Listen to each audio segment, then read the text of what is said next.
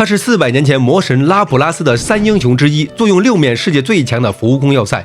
阿斯拉国王见了都得让他3分。现行历法甲龙历更是直接以他的名字命名，他就是甲龙王佩尔基乌斯·朵拉。整个无职转生中逼格拉到最高的角色，可同时他也是被玩梗玩得最惨的一位神级大佬。论血统，爹妈是龙界高层，结果一出生直接被偷家。论战绩，虽是被写进教科书的3英雄，决战时却差点成了被拉普拉斯补刀的背景板。论战力，作为极稀少的神级魔术师，却在水神拔剑时连使魔带人都被当场按在全地，体体粉丝赐名甲鱼王。那么这位高冷傲娇的甲龙王实力究竟有多强？他跟魔神拉普拉斯到底是什么关系？今天咱们就好好聊聊甲龙王佩尔基乌斯。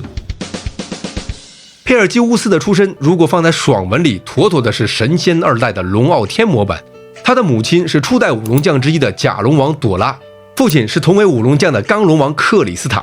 各位要知道，在上古神仙打架的时代，初代五龙将实力是仅次于创世神明的存在。按理说，这本该是一场爹强妈猛我无敌的躺平龙生。然而，佩尔基乌斯还在襁褓里吃奶时，一场有人神在幕后策划的灭世阴谋就爆发了。刚龙王遇害，龙界崩塌，母亲朵拉在世界毁灭的最后关头，动用转移秘术，把还在婴儿期的佩尔基乌斯强行传送到了未来世界。当他再次睁开眼时，神界没了，爹妈没了，整个世界只剩下了一片废墟。一无所知的他被第99代神龙乌尔佩捡到并抚养长大。或许是因为不希望他卷入龙族世代与人神的仇恨中，乌尔佩仅仅告诉了他一些必要的消息，并让他继承了甲龙王的名号。然而这里却藏着全局最大的悲剧伏笔。佩尔基乌斯根本不知道他的名字其实是魔龙王拉普拉斯取的，更不知道对方在万年前其实是自己母亲的亲密战友。而拉普拉斯把写有他身世的手记留在了古代遗迹的书架上，希望他能了解自己的身世。可惜阴差阳错之下，佩尔基乌斯一辈子都没有看到，这也直接导致了后来的他把分裂后的魔神拉普拉斯当成了不共戴天的死敌。到了甲龙历前500年左右，魔神拉普拉斯发动了灭绝人族的全面战争，史称拉普拉斯战役。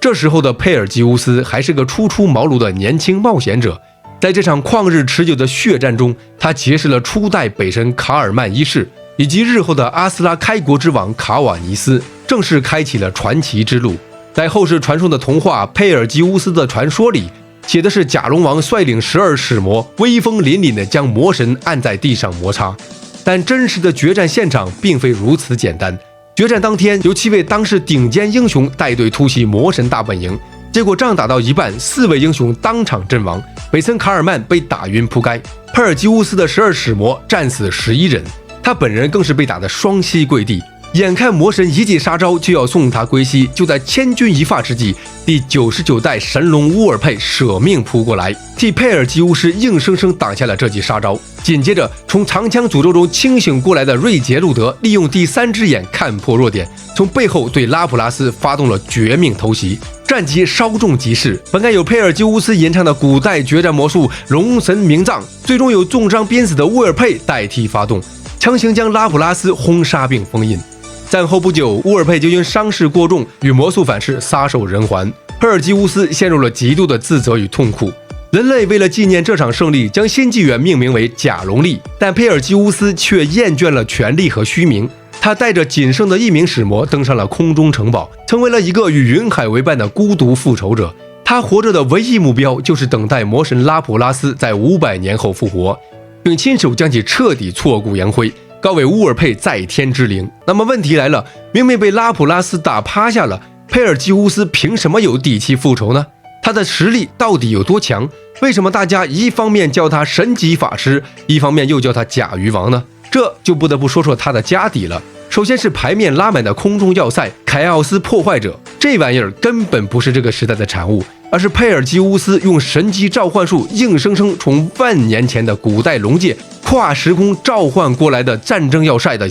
下半部分。这座要塞以天界浮游岩为动力源，外表覆满龙鳞，搭载了古代魔导炮塔，防御力和输出直接拉到核武级别。其次是他引以为傲的12使魔，除了领头的天人族大姐大空虚的希瓦利尔是他当年仅剩下来的格斗家兼女仆长之外，其余11人全是他利用初代秘术改良制作的长耳族，比如能光速跑腿侦察的光辉的阿尔曼菲，操控时间停滞的时间的斯凯科特，顺风耳读心的洞察的卡罗旺特等等。这些长耳族人均王级战力，而且只要空中要塞不毁，他们就能无限复活。但佩尔基乌斯的短板也极其明显，他是顶级的战略法师、结界师与学者，但绝不是单挑近战怪。他在7大列强里根本排不上号，单兵作战时，一旦遇到列强级别的近战怪物贴脸，他的营帐优势就荡然无存。这就是为什么在阿斯拉王宫面对水神列坦开启剥夺剑界时，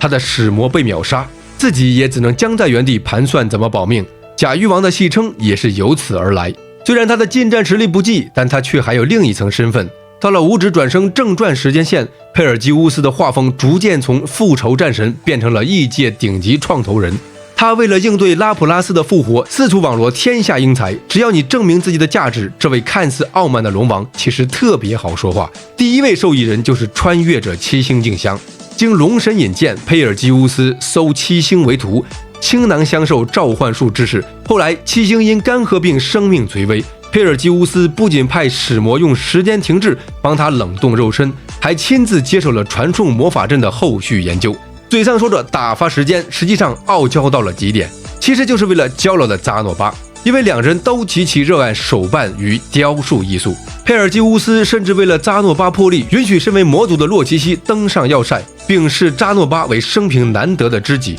此外，卢迪的二儿子齐格也是受益人，在齐格出生时长了一头绿发，全家人一度吓得以为他是拉普拉斯转世。卢迪战战兢兢，带着全副武装，甚至拉着龙老板去见佩尔基乌斯。结果佩尔基乌斯非但没动手，还到龙族最高谷里带孩子去天大陆试炼洗礼，并亲自赐名为萨拉丁。也因此，齐格成了卢迪家中唯一一个有中间名的成员。不过，也可能因为龙族与魔族的恩怨，以及对魔王拉普拉斯的怨念，佩尔基乌斯对魔族的阿托菲兄妹总是没啥好脸色。当年大战期间，阿托菲没少追杀过他。后来北神娶了阿托菲，并立下盟约，不许自相残杀。结果在卢迪把阿托菲打残后，佩尔基乌斯直接从天而降，一记甲龙手刀将阿托菲当场劈成两半，还洋洋得意地钻空子。卡尔曼只说不许互杀，没说不能单方面腰斩呐。反正你也死不了。傲娇属性拉满，在最终决战结束后，也是佩尔基乌斯应龙神之邀，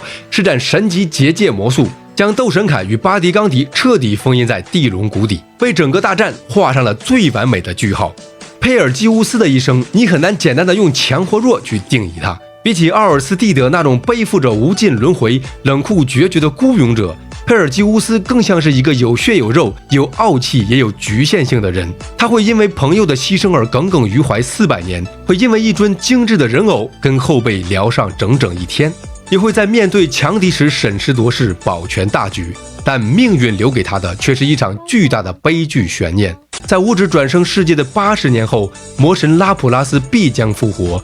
佩尔基乌斯等待了数百年的复仇之战终将打响。然而龙神奥尔斯蒂德想要打破轮回前往人神神域，就必须集齐五龙将的秘宝，这就意味着龙神终有一天必须亲手斩杀佩尔基乌斯。那位万年前给佩尔基乌斯赐名的龙王拉普拉斯，那位抚养他长大为了保护他而战死的龙神乌尔佩，以及眼前这位不得不走向对立面的第100代龙神奥尔斯蒂德，3代龙族的宿命纠缠，最终会在80年后的战场上迎来怎样的结局？佩尔基乌斯能否在最后一刻知晓自己身世的真相？这一切或许只能等待作者在未来的五指转生正统后传中为我们揭晓了。如果你也喜欢这个傲娇又重情义的甲鱼王，别忘了点赞订阅支持一下，在评论区留下你对80年后龙族宿命对决的猜想。我们下期视频不见不散。